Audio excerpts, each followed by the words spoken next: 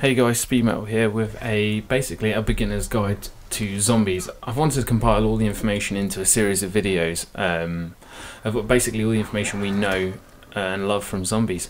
We'll start with the round one walker. He's always a one knifer, a couple of bullets and a knife to get maximum points from him. There's never really any issues with round one. Bringing on to Black Ops 2, we now have ones that explode when you stab them, and most recently we have body armor zombies. Even on round one, they're going to take 2 swings from you from your knife. Obviously you're not going to have any upgraded knives or ballistic knife, Bowie knife or galva knuckles at this point. So moving on, the next thing really is the crawlers. Crawlers are always good for doing anything you need to do mid round. Crawlers are quite hard to make in the early rounds because they're so weak. You're better off leaving a slow zombie, a slow walker. Next we have the runners. Now this makes up the most of your zombies. These are what you're going to have from pretty much round 7 onwards. Line them up in a big train. I know this is a popular technique. Obviously, group them all together and blast them with whatever you've got. Obviously, the next part in this series will probably be the weapons, so we'll look at that a bit later. Next, we have the Hellhounds, our beloved givers of max ammo. They've been with us since Shino Numa. Really came into their own in the story in Doris, and we found out why they're there. Obviously, Samantha's pregnant dog got sucked into a teleporter, and this is what's been made. And everyone loves them. They drop a max ammo at the end of the round. What's not to love about that?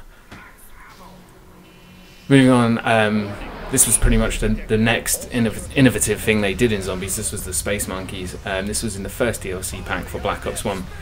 The cool thing about these guys are if you can kill them all without them touching your perk, you get a free perk bowl, which again was a new addition to this game. So these guys only appear when you get a perk. They won't appear before that, and they will try and take that perk. So if you've only got the one here, like I've got PhD Flopper, they'll try and come for that. All of them will come to that location. So obviously if you get more than one perk, you need to split your team out to cover all of them. But like I say, it's worth doing. You get rewarded nicely with a perk bottle, and obviously the max ammo, the staple of the game. I'll just use this opportunity to point out that you don't want to throw a grenade at them. If you throw a grenade, they will just fling it straight back, and it's lethal. It's as if they've cooked it for 3 seconds and they're throwing it back. Next up is the Denizens. These guys were used on Black Ops 2 Transit, purely I think to open up the Denizen portals, which is forms of transportation around the Transit map. 5 swipes to get them off your head with a normal knife. So moving on to 5 now, we've got the crawler zombies. Obviously they appeared in Kino as well. I'm just using 5 here because I love this map. We can make them into crawlers, which is something you can only do with these ones, but you can do it with the phasers. It just doesn't work so well. Good thing to note is these are the first zombie that will actually kill other zombies. It emits a cloud of Nova 6, and that will take out any weaker zombies nearby.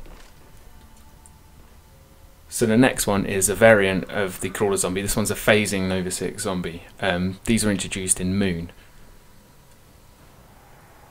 I think they were added as a sort of to mix it up in the gravity, because if outside these things fly at you really quickly. Again, they don't have a real purpose. They don't have their own round. They are there just to break up the level, add a new challenge. So next on to Die Rise with another phasing crawler zombie, but this time it's electric, and these guys act really differently. They really come at you. A good thing about this is their own round, like the dog round. You get a max ammo for doing it. If you can do it either 100% accuracy with bullets, melee, or using the trample steam, you get a perk bowl. I've got another video about that, so have a look at my channel if you want to see more on it. Next one is the shrieking zombie. Now this guy literally just screams in your face, runs at you, screams at you, which blurs you, a bit like the EMP effect that you get on the modern Call of Duty games. And the napalm zombie. This guy is used in the Easter egg for Shangri-La. He's pretty lethal if you're near him, spits out napalm. Best way to deal with him is just knife him, run away. Or if you've got the baby maker gun, use that, make him tiny and just kick him.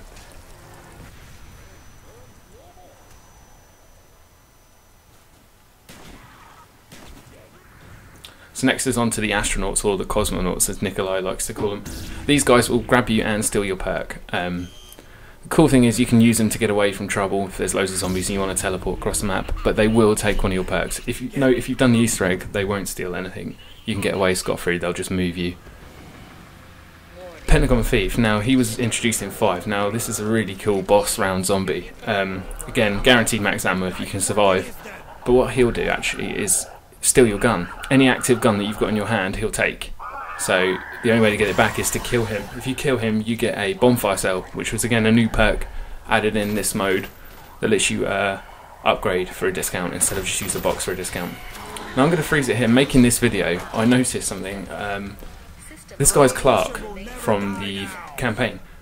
It's the same marking on his head, and also that belt on there is Illuminati symbols for the living dead. Now here's my favourite boss in the game, it's the undead pig. Some say he's lucky to leave him alive. You get more drop rates, obviously nothing's ever been proven.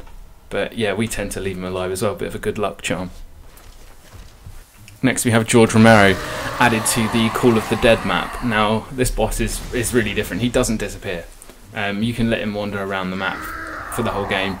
There are ways to kill him, he takes a lot of bullets, a lot of damage. I think if you're just using the M14 constantly, I think it will take to about round 14. I remember there's a video floating around somebody doing that. He takes a lot of damage. Ray guns, the scavenger, good one to use as the scavenger. Get that upgraded and it'll blast him a bit, he will die pretty quickly. He drops a death machine once you've killed him, and he disappears for a round or two, and he does come back. Right, and this is the last part of this zombie video, and this is the Avocado Tree. Added with transit, he is an electrified zombie that will appear normally when there's a lot of lightning. That's the best way to get him. He's used for the Easter egg. He shoots out electric bullets at you, and he's resistant to bullets as well. So the best way to kill him is melee or EMPs, as you saw me fail with 2 of them there. So the best way is knifing. It's a couple of knives, I think it's 5 knives, 3 Bowie knives, and 2 Galva knuckles is the best way to get rid of him if you don't have the EMPs. So that brings us to the end of part 1. A look at all the zombies you'll encounter while playing Call of Duty Zombies.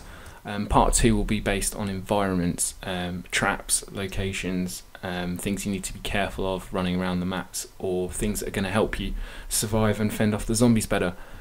Thank you for watching, and part 2 will be with you very shortly. Bye.